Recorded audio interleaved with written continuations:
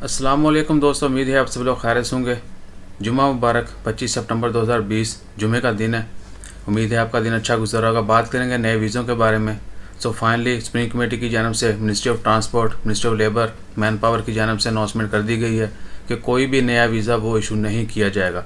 किसी भी किस्म का विज़िट वीज़ा और वर्क वीज़ा इशू नहीं किया जाएगा। सिर्फ वो लोग जिनके पास ऑलरेडी वीज़ा है या जिनके वीज़ा रीन्यू हो रहे हैं, वीज़ा रीन्यू होंगे, लेकिन नया वीज़ा बिल्कुल फ्रेश वीज़ा जो है वो इशू नहीं होगा। तो जितने भी दोस्त अब आपके पास वैलिड वीज़ा है और जिनके पास वैलिड रेजिडेंस कार्ड है, ओमान का पताका शख्सिया है, वो ओमान वापस आ सकते हैं। और जो ओमान में ऑलरेडी हैं या बाहर हैं जिनके वीज़ा एक्सपायर हो गए, उनको वीज़ा जो है रीन्यू हो जाएगा। इसके अलावा फैमिली वीज़ा के बारे में अभी तक कंफर्मेशन नहीं आई कि फैमिली को नए वीज़ा इशू किए जाएंगे या नहीं किए जाएंगे।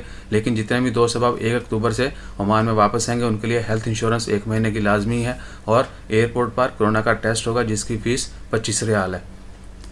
इसके अलावा फिर रिपीट कर दूं, ओमान ने तमाम किस्म के वर्क वीज़ा और विज़िट वीज़ा बैन कर दिए हैं। कोई भी वीज़ा इशू नहीं किया जाएगा। सिर्फ वही लोग आएंगे जो जिनके पास ओमान का पहले से वीज़ा है, रेजिडेंस कार्ड है। सो इंशाल्लाह खैर, उम्मीद है कि जल्द जो है हालात बेहतर हों। आप सबसे यही रिक्वेस्ट है कि अपना ख्याल रखें और दुआ में याद रखिएगा। सबकी खैर के लिए दुआ मांगे। अल्लाह ताला हम सबको आप सबको अपनी हिस्सों ईमान में रखे, हर तरह की मुश्किल से बचाए, शर से बचाए। जज़ाकल्लाह। अल्लाह हाफिज़।